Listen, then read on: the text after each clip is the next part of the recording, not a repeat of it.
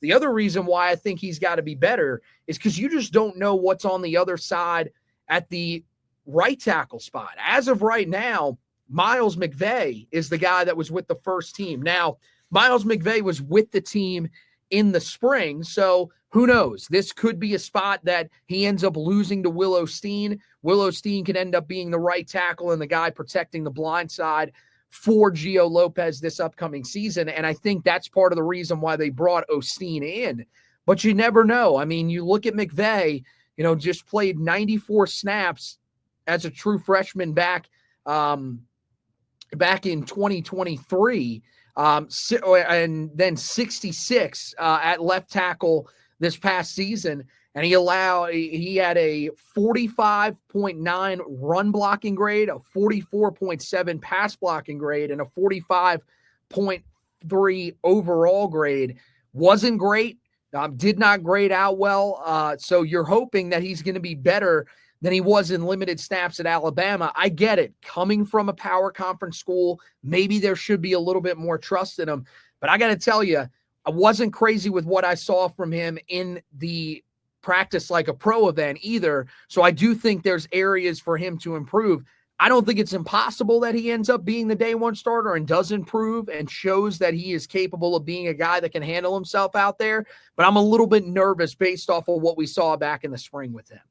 Yeah, it feels like he's going to need to have a big fall camp just to really instill some confidence and belief in himself and the coaching staff. You mentioned the stats.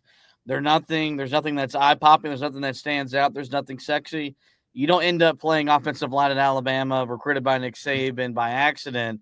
I think the staff is really, they're banking on the talent and the upside really showing through, and then being able to tap into that in a big way this year.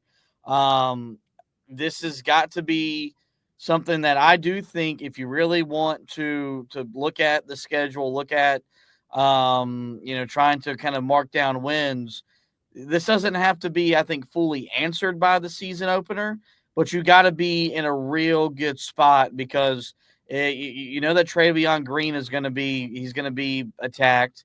You can't have both your tackles, really in a situation where these defenses can pin their ears back, send as many guys at them, and you not be able to hold up. And so I think this will be, I don't know when we should expect the depth chart. I don't know when we should expect another update from Bill Belichick. If we'll get one the rest of camp.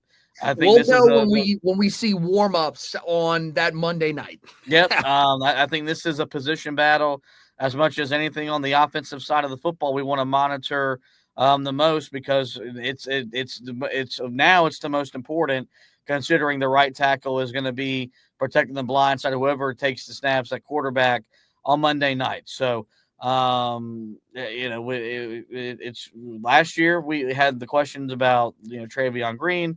Now we're looking at Miles McVay. Maybe Osteen maybe pops up and ultimately wins that job from him. Regardless, I do think you will see, some rotation there.